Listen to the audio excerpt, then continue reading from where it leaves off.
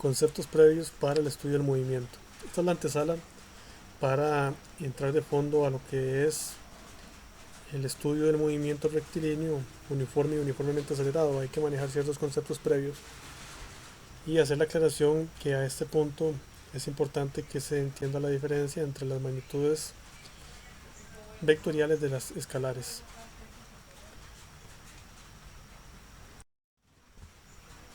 Pensemos en estos conceptos que se visualizan, que a veces son manejados, que son utilizados como sinónimos, cuando no necesariamente aplica esa lógica. Hablar de desplazamiento y de distancia recorrida, o de velocidad y rapidez, como si fuesen necesariamente lo mismo, no nos puede inducir a un error. Al hablar de movimiento, lo que vamos a buscar es hacer un análisis de la posición de los cuerpos en relación al tiempo. Hablamos de variables, variables dependientes, variables independientes. En este caso, el desplazamiento, la distancia recorrida, la rapidez, la velocidad son variables dependientes dentro de un análisis que se hace con respecto al tiempo. Hay que entender aquí que desplazamiento y distancia recorrida son magnitudes diferentes desde el punto de vista de que el desplazamiento es una magnitud vectorial, ocupa una descripción de la dirección del plano en que se desarrolla, incluso un sentido, no así la distancia recorrida. A esta se le denomina escalar. La velocidad depende del desplazamiento, en consecuencia es también un vector. La rapidez es un escalar, en consecuencia también depende de la distancia recorrida, que es un escalar. Hay que tener claro entonces esa diferencia a efectos de poder continuar con el tema. Si planteamos magnitudes vectoriales, específicamente en los conceptos de desplazamiento y velocidad, no es lo mismo pensar en vectores que se desarrollan en un mismo plano, en una misma orientación, como en este caso estas tres líneas amarillas paralelas al eje Y, que en este caso, si hablamos de vectores y su suma, hay que recordar que a la hora de hacer una suma vectorial hay que considerar los signos. Podemos visualizar un sistema XY y por convención vamos a considerar que los vectores que se dirigen hacia arriba en el plano de la hoja, hacia lo que denominamos Y positivo, pues van a tener esta característica, van a ser vectores positivos. Si pensamos que más bien los vectores se dirigen hacia la parte baja de la hoja, en el plano de la hoja, vamos a pensar en estos vectores como vectores negativos. En este caso, si vemos esos tres vectores amarillos, dos se dirigen hacia Y positivo y uno hacia Y negativo.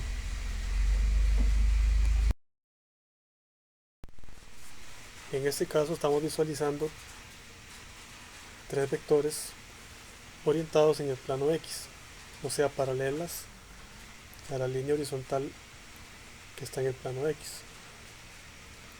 En este caso también hay que considerar, de acuerdo a la convención de signos, que los vectores que se dirijan hacia la derecha en el plano de la hoja son vectores positivos, en tanto aquellos que se dirijan hacia el plano izquierdo son considerados vectores negativos.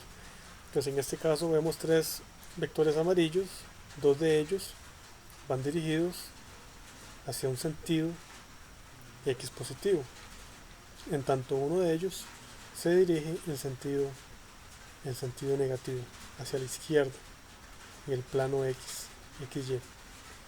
Acordémonos en este punto, entonces, que en este caso estamos visualizando dos orientaciones, dos planos, el plano X y el plano Y. Y cada plano tiene dos sentidos.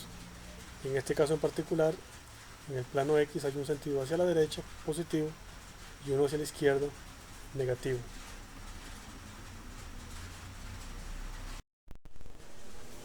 ¿Qué pasa en esta situación? Acá en este caso visualizamos cuatro vectores negros, pero inmediatamente notamos que dos de ellos están en un plano X y otros dos en un plano Y. Está entonces una situación de perpendicularidad. Entonces esto lo divido en dos. Primero Primero hay que sumar aquello que está en el eje X, respetando los signos tal y como se ha venido planteando. Es decir, hay un vector hacia la izquierda, uno hacia la derecha, vamos a sumarlo considerando los signos y obtenemos un resultado. Y después los otros dos que están orientados en Y, también uno positivo que va hacia arriba y uno negativo que va hacia abajo, los vamos a sumar y obtenemos un segundo resultado. Tenemos dos resultados, vamos a llamarlos catetos. En realidad son dos catetos que si yo los sumara a ellos, la línea que los une, llamada hipotenusa, va a ser el resultado de esa suma. Entonces, cuando estemos en el caso de la suma de vectores en que exista perpendicularidad, para sumarlo hay que entender que vamos a sumar en realidad un valor en X llamado cateto, un valor en Y llamado cateto, y aplicamos entonces el teorema de Pitágoras para darle respuesta. Si en lugar de 4 vectores solo tuviese 2 perpendiculares, 2 nada más perpendiculares entre ellos, pues simplemente ya tendría los catetos listos para ser aplicados en el teorema de Pitágoras. Pero en este caso, como tengo 2 en X y 2 en Y, pues tengo que sumar lo que está en X, lo que está en Y, con los signos en cada situación y luego ya acudir al teorema de Pitágoras. Aquí lo que podemos generalizar es que cuando yo tengo vectores en ambos planos X y Y, lo que tengo que hacer es sumar todo lo que está en el plano X, obtener un resultado, sumar todo lo que está en el plano Y, obtener un segundo resultado, y luego agregar estos dos datos en el teorema de Pitágoras para resolver la suma. Ahora bien, ese vector no sería paralelo al eje X ni al eje Y, estaría en un nuevo plano, en una nueva orientación. Entonces la forma de calcular ese plano es acudiendo a la relación de la tangente. La función de la tangente dice que la tangente de un ángulo es el cateto opuesto entre el cateto adyacente, en este caso el valor en Y entre el valor en X. Si yo despejo esta función, entonces llegamos a que el ángulo es la tangente inversa de Y entre X, o la tangente inversa del cateto opuesto entre el cateto adyacente. Ya vamos a ver esto en un ejercicio más adelante para generar mayor claridad.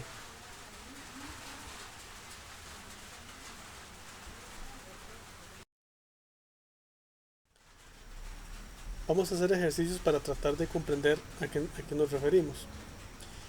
Muy rápidamente, aquí podemos visualizar entonces una tabla y un texto. Un sujeto avanza 20 metros en un tiempo de 15 segundos. Calcule la rapidez y la velocidad. Ya sabemos que son conceptos diferentes. La rapidez es un escalar, la velocidad es un vector.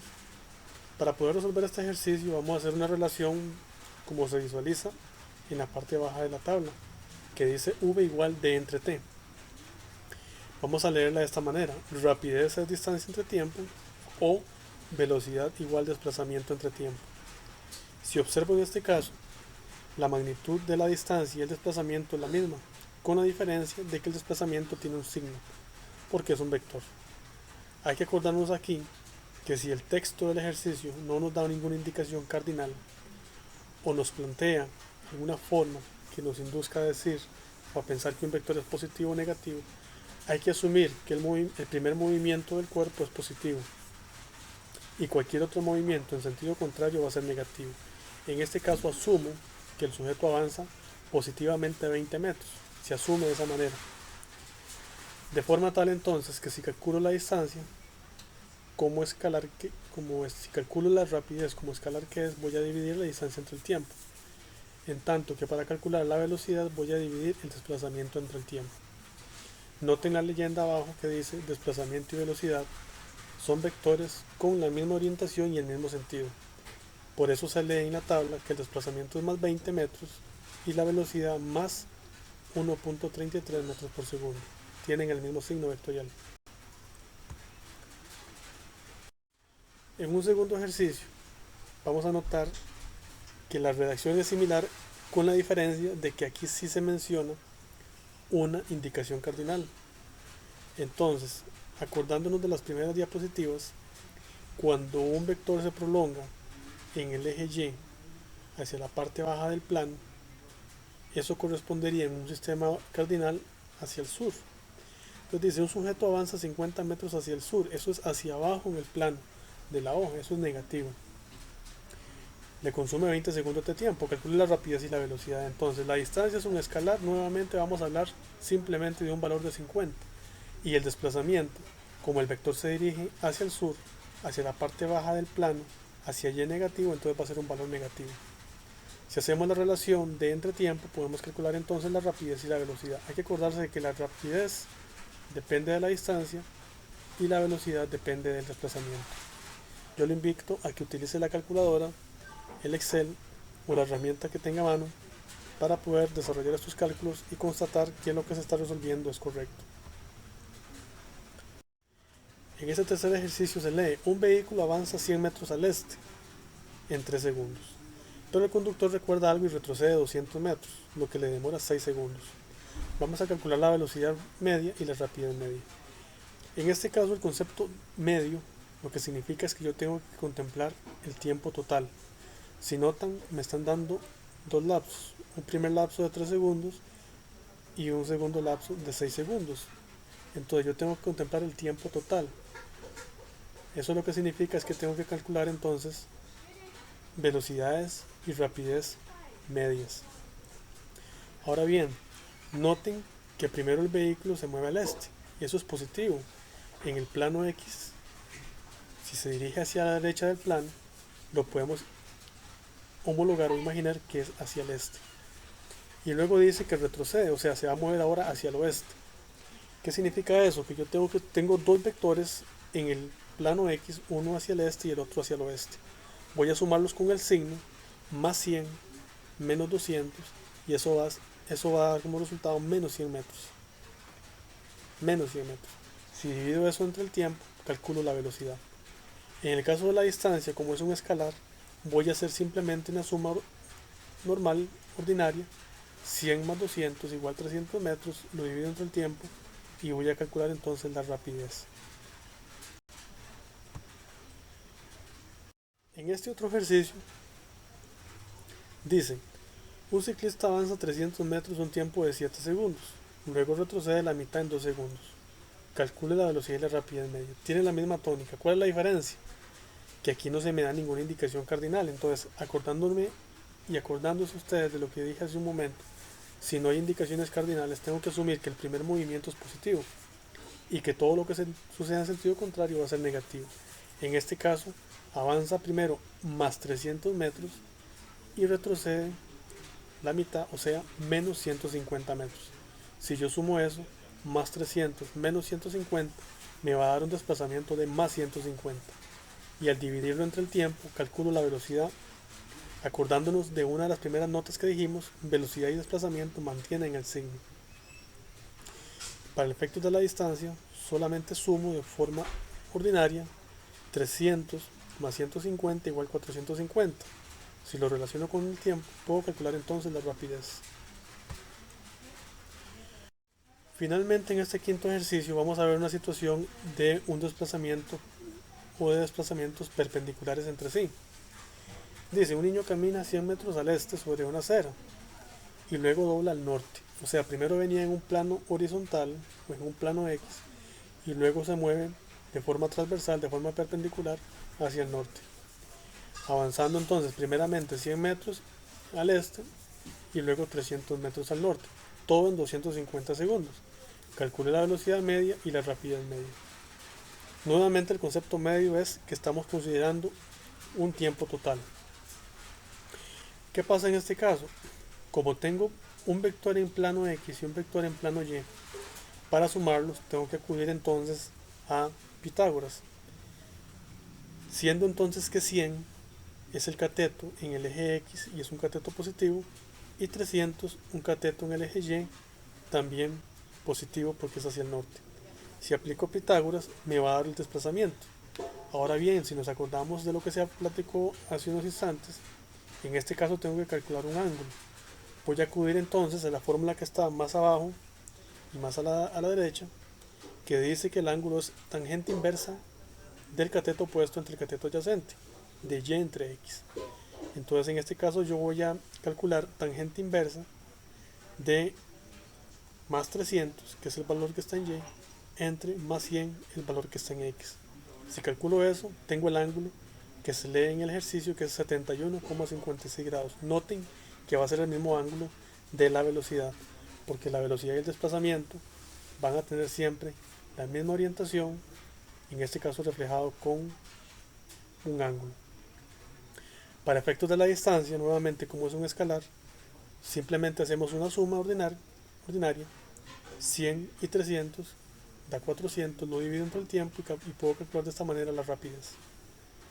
De esta manera entonces puedo dejar para efectos de estudio que se den a la tarea de repasar nuevamente el concepto de vector y el concepto de escalar, que tengan claridad que distancia y desplazamiento son distintos, toda vez que el desplazamiento es un vector, y que la velocidad y la rapidez también son distintos, nuevamente porque la velocidad es un vector.